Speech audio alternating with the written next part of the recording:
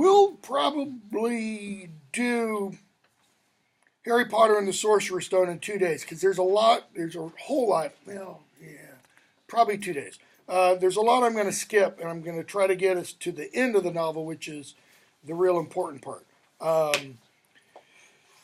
If we need to get that done in 2 days because the other novels that I've got on here are big, thick suckers. If you've not seen them yet,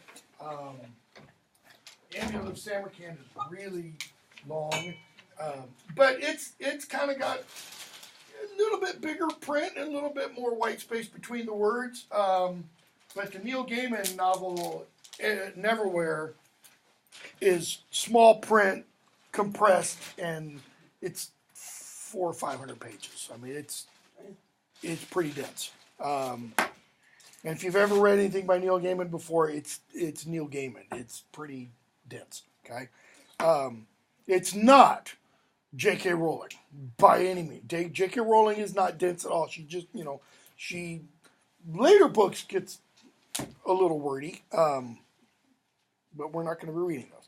Okay, so The Dark is Rising. I'm kind of at a loss to talk about this, and it's part of that's because this is a hard book to read without reading the other books in the series. I don't mean it's hard, it's difficult. I mean it's hard to talk about this book without reading the other books in the series because it sets everything up. Because this, we left off the other day, we kind of discussed, the first two parts, the first two sections where we kind of, hit the highlights, so to speak. What's this one essentially about? I mean, it's pretty straightforward, right? You could probably fairly easily write a plot summary of this or an outline. It's not complicated. Kid wakes up. Few things happen before his 11th birthday, but then he wakes up on his 11th birthday, and what does he discover? He got powers. He got powers. He's a seeker. He's an old one. He doesn't really know what that is, okay? But he discovers what that is. And he discovers he's got to find these 6 signs. Well, one of them he gets even before he wakes up and discovers he's a sign seeker. Okay? Gets that one on the day before or something. So he's got to get these 6 signs. Does he really know why he has to get the 6 signs? No. He doesn't learn why he needs the 6 signs until when? Until he needs the 6 signs? Nope. Till the very end of the novel. He doesn't need the 6 signs. He doesn't need them really for this. He needs them for what? Books 2, 3, and 4. In other words, the 6 signs have got to come together, yes, so that in this book, the cold can be defeated, the dark can be defeated, and the cold that it's bringing in. So yes, they are needed for that. But they're needed more for something else, because we find out at the end of here, those 6 signs are part of what? 4 great things of power. Okay? So, 4 great, things of power. Notice, by the way, it's 4 great things of power and 6 signs. Why 4 and 6? How important are the numbers 4 and 6? They add up to 10. Okay? That's not answering how important. That's telling, yes, they do add up to 10. 10 is an important number in terms of, you can get all Jungian and stuff and talk about cultural archetypes and that kind of, or you can talk about cultural history and mythology. What are the important numbers? Kind of mythologically. 3? 7, 8. Nope, not 8. 12. 12. 3, 7, and 12. Notice, Not 3, 7, and 12. Why? Why did she do this? Well, these are all important. They said culturally, mythologically, especially Western culture, Judeo-Christian Western culture, Trinity, 12 tribes of Israel, 12 apostles, blah, blah, blah, blah, blah. 7 is supposedly the perfect number. Okay? 3 is what to 4, not 4. 6 is what to 7, not 7. If 7's perfection, and if 3 is perfection, this and this are not. In the context of this cultural tradition. What's the cultural tradition I've just been talking about? The Judeo-Christian one.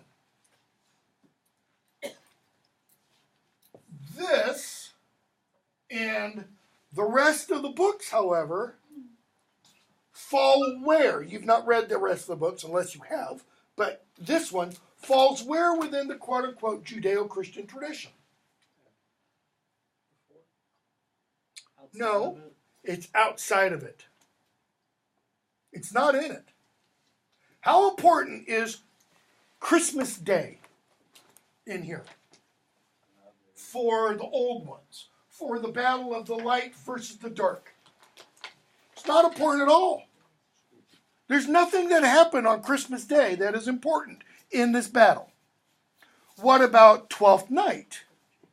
The 12th day after Christmas. Well, that's when the dark reaches the apex of its power. Okay?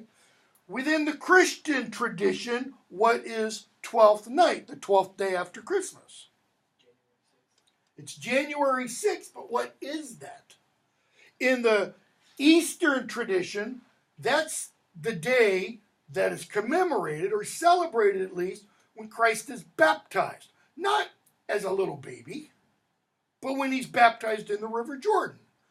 Supposedly, traditionally, if you want mythically, that happened January 6th. Okay? So that's why 12th night is important. And even here, what's mentioned? 12th night, they say, was the original day of Christmas. That's why I said the other day, there's 2 calendars. There's the Julian calendar, and there's the Gregorian calendar. Gregory the Great changed the calendar in the 6th century. Why? Because the Julian calendar, if you kept on it, gets off. It doesn't have enough days in it. Okay? So that you end up between the Julian calendar and the Gregorian calendar, there's 12 days difference. Okay? So sometimes you'll see, a date written somewhere, and it'll have something like, I don't know, March 3rd, 15. Why? Because in one calendar it's this date, and in another calendar it's this date. And if the date is something like December 27th, then it will also be January 8th, and then you'll have 15, 16, 15, 17. Why? Because this and this and this and this. Okay?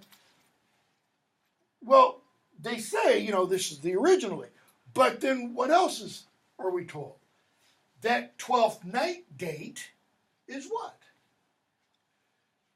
It predates the earlier Christian celebration because it's actually, they don't use this term. The term's not used in the book. Saturnalia.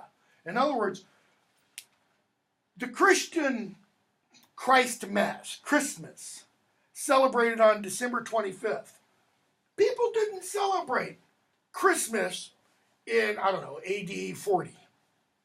Supposedly 7 years after Jesus was crucified. They didn't start celebrating Christ Mass for a few hundred years at least, and definitely not in the sense that we understand it. The modern understanding of Christmas is a 19th century American invention, largely because of the night before Christmas, the little poem, okay, and commercialism and all that kind of stuff. They celebrated Christmas in the Middle Ages, but it was a religious liturgical celebration. But it goes back before. That is, the church took an earlier pagan celebration and did what? Superimposed something on top of it. Why? To make it easier for quote-unquote pagans to accept what the, stop, no, go away. To accept this new interpretation or this new idea or this new ideology. Same thing happened at the other major great, quote-unquote, Christian feast day, coming up in a couple of weeks. Easter comes from, variously spelled, an old word, Esther, which is not Christian at all. Okay? It was a pagan holiday. The Eastern version of that is called Pascha, Passover. Why? Because it's based on the Jewish tradition. So what happened? The church took, partially at least, in the Western side, the kind of the Catholic side, took this pagan celebration and took Christ's death and resurrection and superimposed it on that holiday. Why? To make it easier for pagans who are being brought into the church, because you already have a holiday. The holiday's already in your mindset. Guess what? We'll just, to use the language that Pope Gregory the Great said, baptize it. We'll baptize it. November 1st, All Hallows Day, All Saints Day. What's the night before? All Hallows Eve. What's the night before in the Celtic pagan tradition? Samhain. Spring, it's Beltane. Okay? Well, why do we have America, because you don't see this in Europe, I don't believe. Why do we have, in America, on Halloween, little ghouls and goblins and witches and warlocks and, Superman and Batman going around, etc.? Because in the Samhain tradition, that's the night of the year when the, what do I want to call it? The,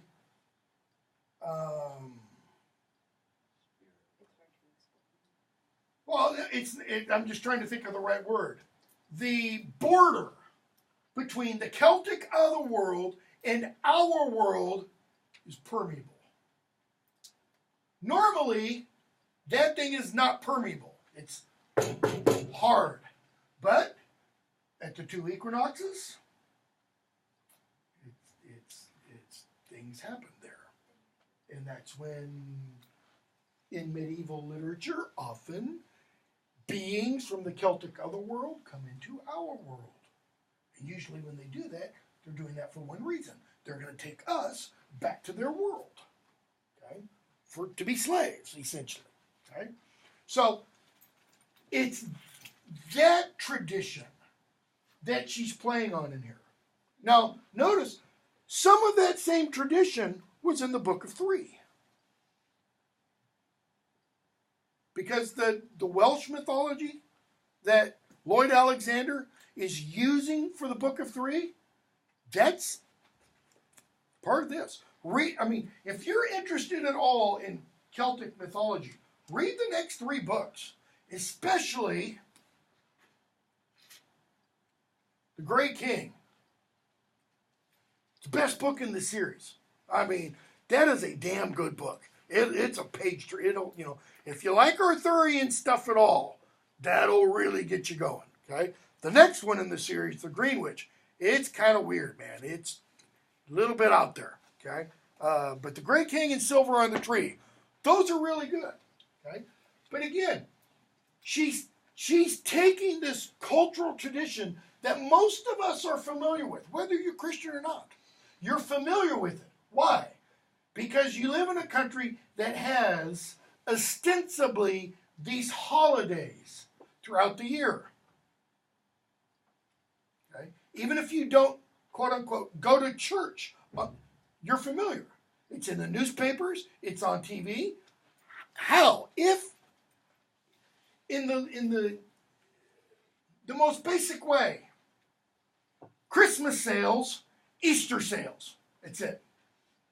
You're familiar with it, at least in those terms. She doesn't use those in the books. Why? Well, she hints at it here. Hints at it. But you get it later on, much more fully, in the final book. And I'm not going to give you exactly what she says because I don't want to spoil it for you. But what's the battle between, as we talked about the other day? Light and dark, right? Now, the other day when we put this up, what other terms did we put? Good and evil. Does she use the terminology good and evil? No, she doesn't. Why not? Because both are necessary. Okay. Is it that? Is it because both are necessary?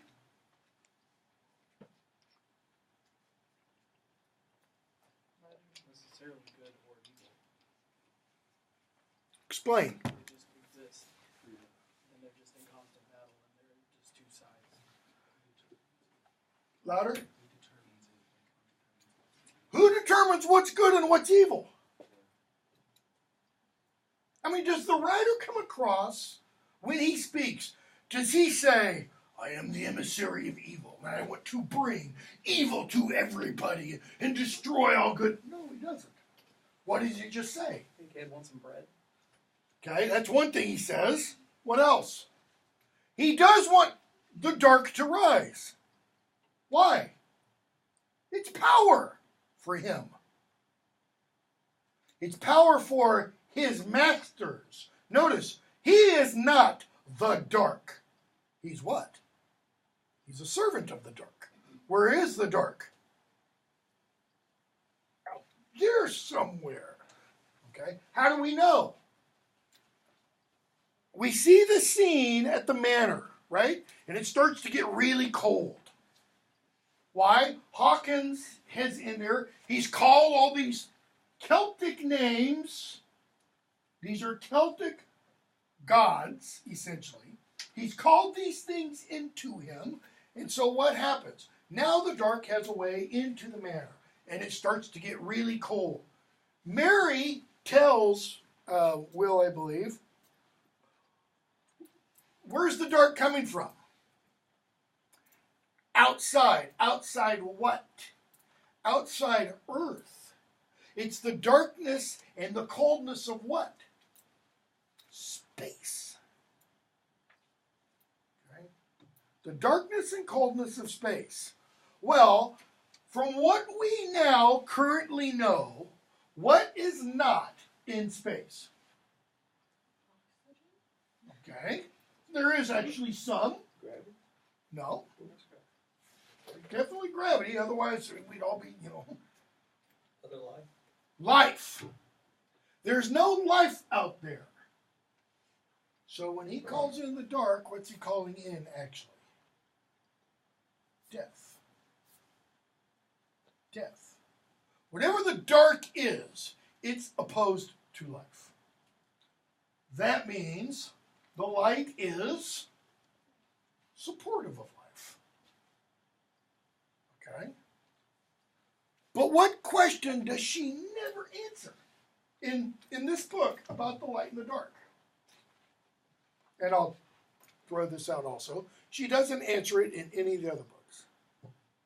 And it's, I think, an ideological, I don't want to use that word. It's a logical flaw in the books. Or it's an aesthetic flaw. Remember, Tolkien in the Essay on Fairy Stories said, for an author to create a secondary world that you can enter, that secondary world has to be completely what? Self-contained. And it must do what? When you are within that secondary world? It must be logically consistent with the laws that that are operative within the world. It'd be like seeing The Lord of the Rings or reading a version of The Lord of the Rings, and having a bunch of orcs coming out at Aragorn or Boromir, or even better, Legolas. And Legolas is sitting there, and he's pulling arrows back from his quiver. Pew, pew. Rather than him do this, have him do this. And just pull out an Uzi and start, rat-a-tat-tatting them all.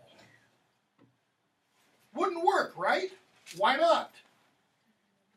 There are no guns, which is why I pointed out when we read The Hobbit, Tolkien mentions a pop gun. What? I've been reading that damn book for 30 years, and it never hit me until that time. That he uses the word pop. There are no pop guns in Middle Earth. Why? There are no guns. You can't have a pop gun without having first the idea of a gun. Okay? So there's that logical, there would be that logical inconsistency. If you were to take my Harry Potter course, you would see, there's a lot of logical inconsistencies within the Harry Potter novels. And it's things that, because she makes a comment early on, and then apparently doesn't remember it later. So she'll say something later that undercuts something from an earlier novel. Well, that's a danger when you write a big, long series, and it's like you don't have everything right in front of you, which is why Tolkien spent 17 years writing The Lord of the Rings. And even after he wrote it, when he gets ready to do a second revised edition in 1965, he writes a foreword, and he says, there's still some problems, but I'm not going to tell you what they are. I'll let you figure them out if you can find them. Because he was a perfectionist. He never finished, so to speak. He was Niggle. If you remember the short story, Leaf by Niggle, Niggle dies, right? That's the journey he has to take. What doesn't he finish before he dies? Leaf, the painting. Okay. Tolkien never finished what he considered his masterwork, the Silmarillion. His son put it together. But even the Lord of the Rings, it's kind of implied. It's out there now, but I'm still, if I could, I'd go back and I'd add a little green here and a little ochre there and a little. He would keep painting. Okay. Where's the logical inconsistency within this book?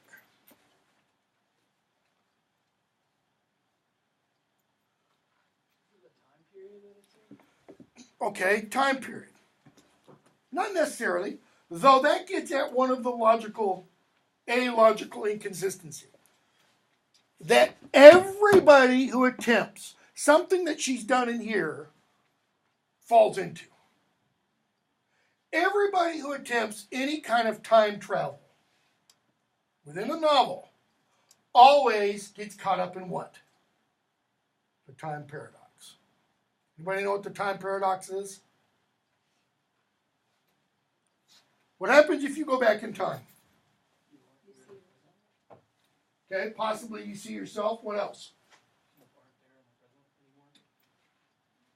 Okay, well that's part of the time paradox. If you go back in time, how can you be you can't be in the present, but what else? You alter the time. You alter the time. You alter the time, what does that mean?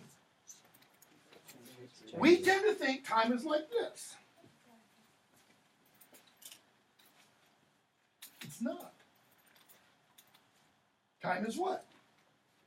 Point, point, point, point, point, point, point.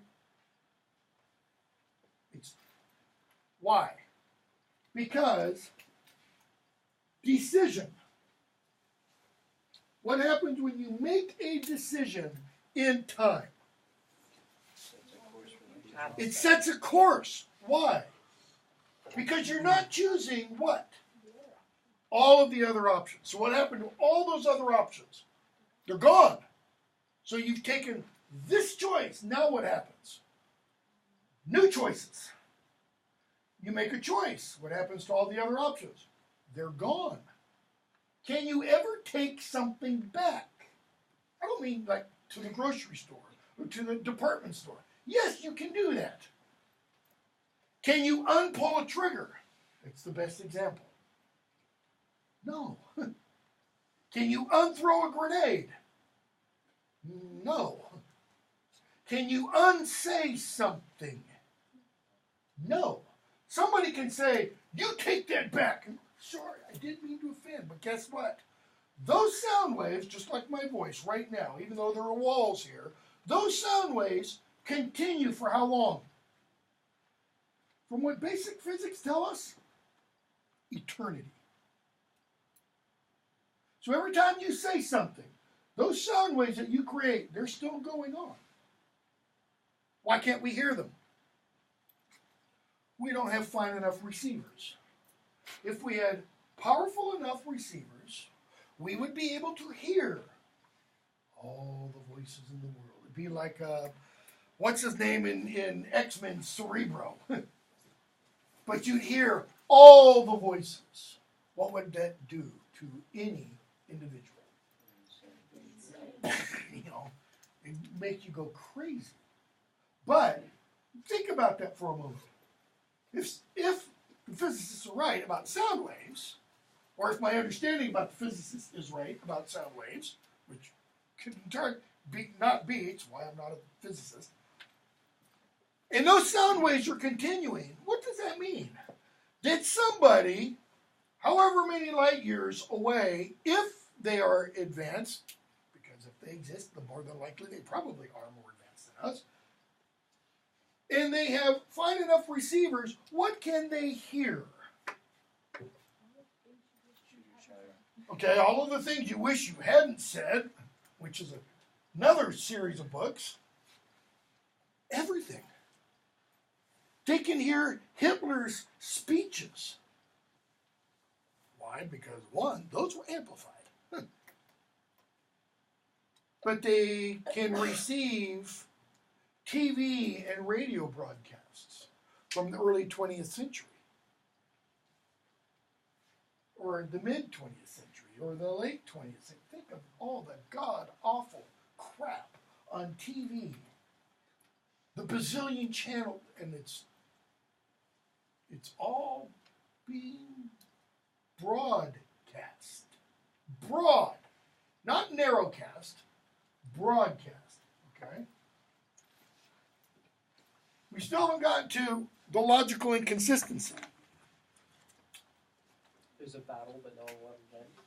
Okay, that's part of it, but we're told if the light gets these four great things of power, what's going to happen? The light will win. They will defeat the dark. We're told that here. Book 4? No. Book 4 says, no, this is an ongoing battle. But I will give this part away.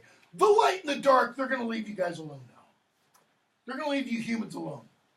In other words, you're no longer kind of going to be our playthings. You're no longer going to be our chessboard. Now you've got to figure stuff out on your own. Okay? Pretty much it. But in here, what is the purpose of Hawkins within the novel? Plot twist. Okay. Who is he, first of all? He's the Walker. And I was reading this and I was convinced again.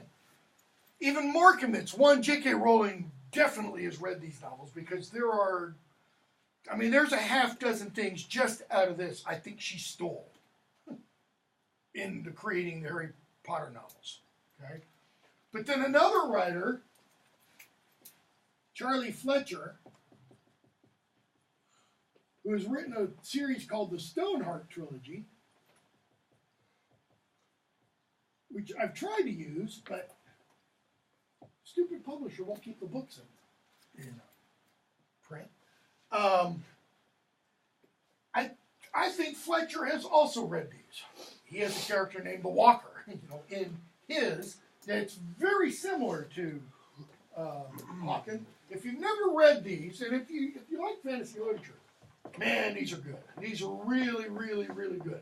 They're all set in London, and they have as the premise all the statuary, all the statues around London come alive. Every statue. Depending on what the statue looks like, it can be good or bad, essentially. And not just statues, carvings on walls, things like that. So if you've ever been to London and you read the novel, it's like, wait, I've been there. I've seen that actual statue. I know what that statue is. And it becomes very cool for that reason. Okay, he's the Walker. What's the purpose of the Walker? To give Will the bronze sign, okay?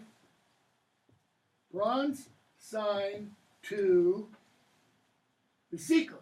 When is he from? 13th century. 13th century. Okay? So, what other purpose does he serve? That's not the only one. He's got two purposes. He's Merriman's liege man. That's not the purpose. He's there to absorb the shock of the gravity.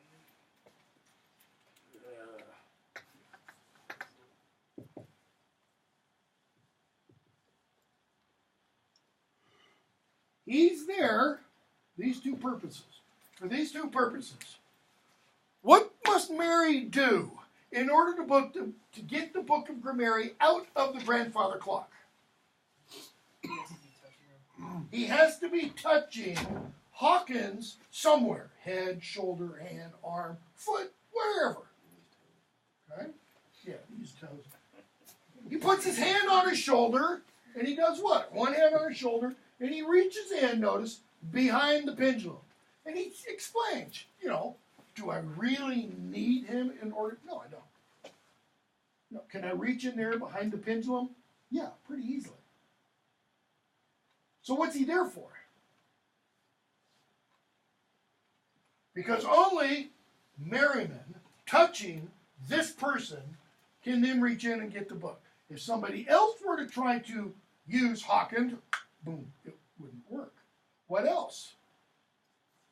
What would happen to Hawkins if Mary touches him, reaches behind to get the book, and touches the pendulum? Well, let me back up. What happens to Mary? We see it, right? He gets blasted backwards against the wall. What would happen to Hawkins? He'd be nothing. Which in one sense would be a blessing, right? All right? So, I can find, yeah, the chapter "The Hawk in the Dark." They're in the old lady's house, the manor, and Mary addresses him and says, "Hawken, every man has a last choice after the first, a chance of forgiveness. It is not too late. Turn, come to the light."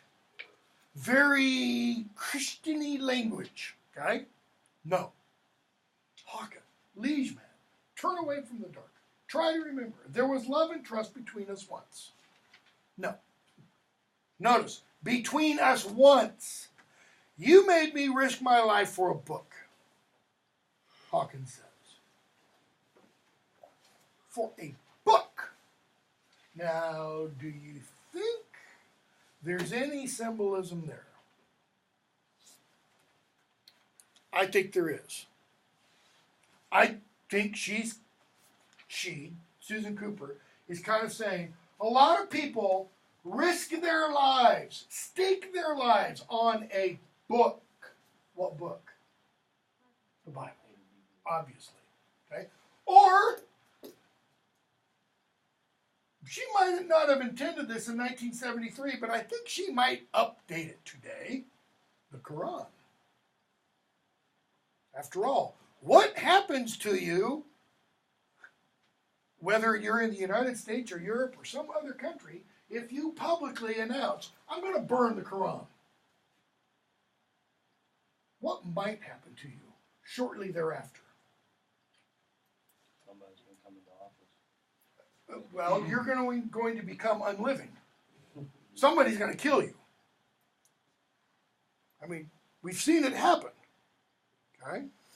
So, you made me risk my life for a book. Then, because I looked at kinder masters, the dark, you sent me back to my own time, but not as I had been before. Meaning what? Not as I had been before. Able to die. You gave me then the doom of burying the sign. Right? Was he given the doom of burying the sign because he trusted the other masters after the thing with the book?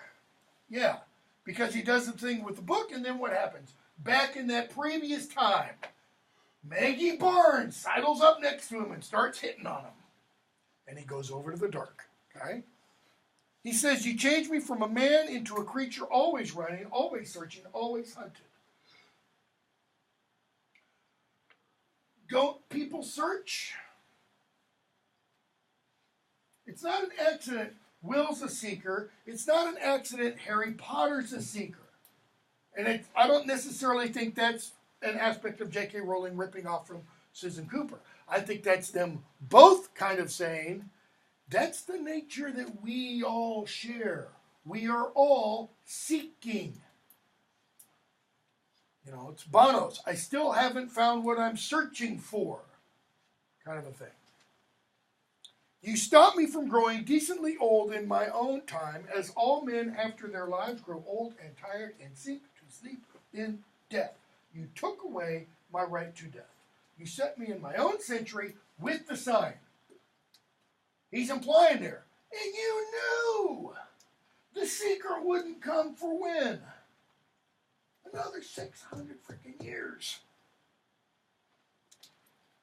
So, those 600 years, did he have more life? Did he have better life? Did he have richer experiences? No. She's playing here a little bit with the idea of immortality. Because a lot of writers will deal with immortality, and they kind of deal with it like, think about it for a minute. You could never die. How cool would that be? Yeah, how cool would that be? Because all your friends would die. All your family would die. All your spouses, because you'd have more than one, would die. All your children and grandchildren and great-grandchildren and great-great, they'd all die. So when you see in the ancient world, in the medieval world, and even the Renaissance world, and a little bit later, tales of immortality, they all end up how? Just let me die. The immortal wants to die. Because life is not, each day is not richer and better than the day before. It is merely, as Bilbo Baggins says in the first volume of The Lord of the Rings, like too little butter spread over too much bread. It's merely a continuing. All right? Merriman, you may come home, Hawken. Now, it's the last chance. Okay? He says no. Right? So, we see Hawken call in, all the powers, etc. It gets really cold.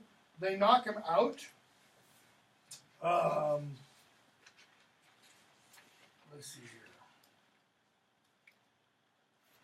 He's drugged, knocked out, so they get the power of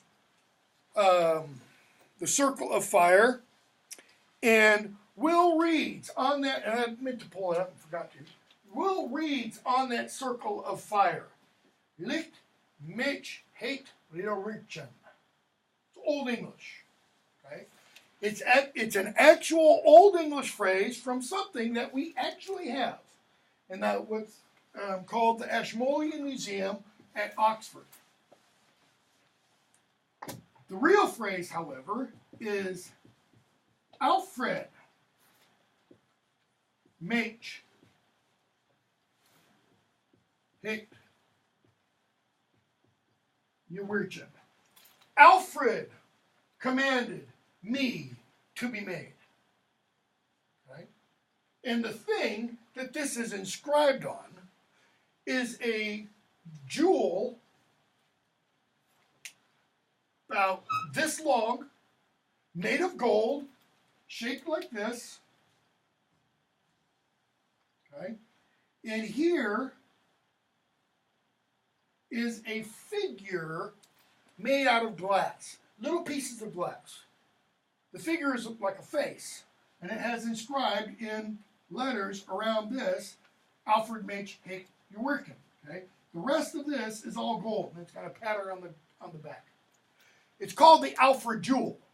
King Alfred the Great, 878 to 899, had several of these made that he sent with copies of a book off to various bishops or cathedrals. Okay? So she's taken this thing from history, replaced that with the light ordered me to be made. All right? How? How did the light order this? Did the light speak to somebody? How does light speak, first of all? Or how does the light order things? Okay? So, we're going to go on again. We're almost out of time.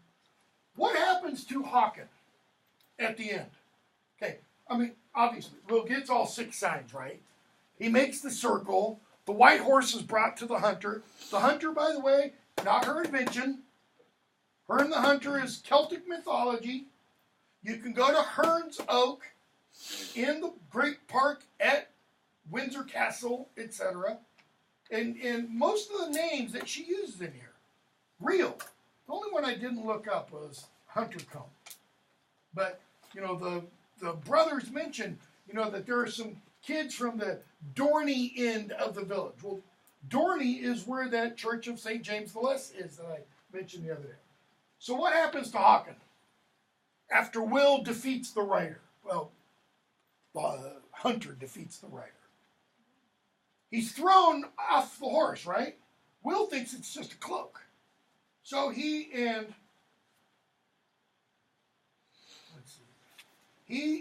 Mary go find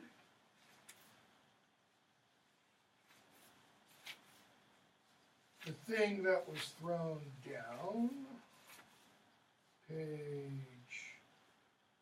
casting down is on page 274. And page 275.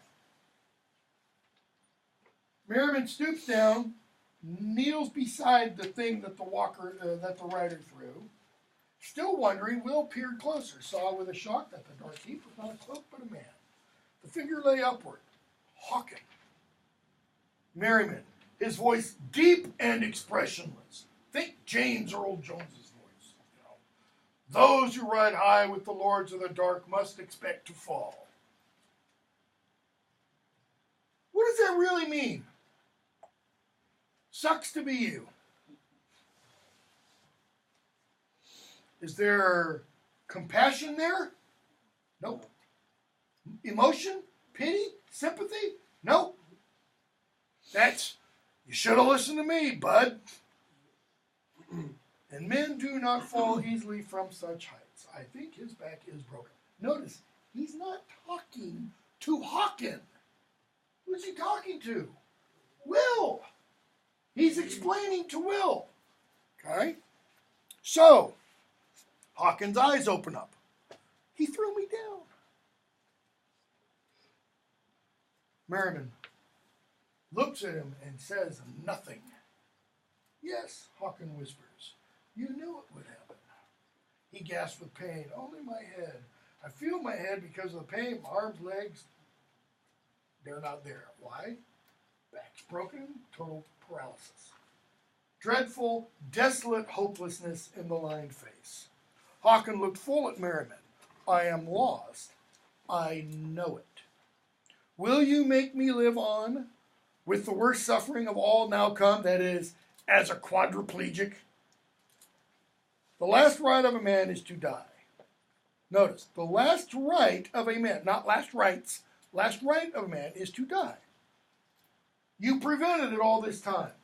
You made me live on through the centuries when often I longed for death. All for a betrayal that I fell into. Why? Because I had not the wit of an old one. What does he mean by that? Can you blame me? Really? I didn't have the intellect that you have. Because what do the old ones have that we normal, peons don't have? Well, they can go back and forward in time, right?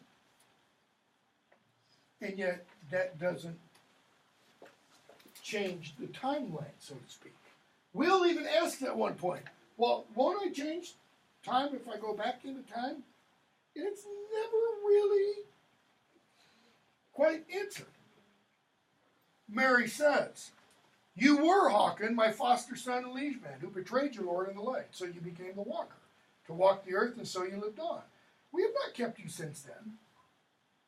My friend, once the walker's task was done, once you gave the broad sign to Will, you were free. You could have had rest forever.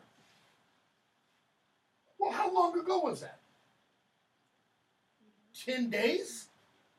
I mean, this is now 12 days after Christmas. Okay? The novel opens 2 days before Will's birthday. I think it is 2 days before day before Will's birthday. Right? Which is 2 days before Christmas. Instead, you chose to listen to the promises of the dark and to betray the light a second time. I gave you the freedom to choose, Hawkins. I did not take it away. Okay, now notice. I gave you the freedom to choose. I did not take it away. I may not. I can't take away your freedom to choose. I gave you the freedom to choose, but I can't take it away. Isn't there a logical consistency problem there? If you can give something, can you also then not give it? Which would mean he wouldn't have the freedom to choose in the beginning. It's still yours. No power of the dark or the light can make a man more than a man. Notice, once any supernatural role he may have had to play comes to an end. What's that little once ... end really work as? With this little proviso, with this little exception, nobody can make you do anything you don't want to do unless we need to. Magic loophole. Loophole. How big is this loophole? Notice, what does the term loophole mean? It's a little piece of thread that what? Something gets caught on. What kind of loophole is this? Big as the Pacific. This isn't a loophole. This is what? This is a glaring, logical problem she has to throw in there. Why? Otherwise, what does it do with our sense of freedom? We have none.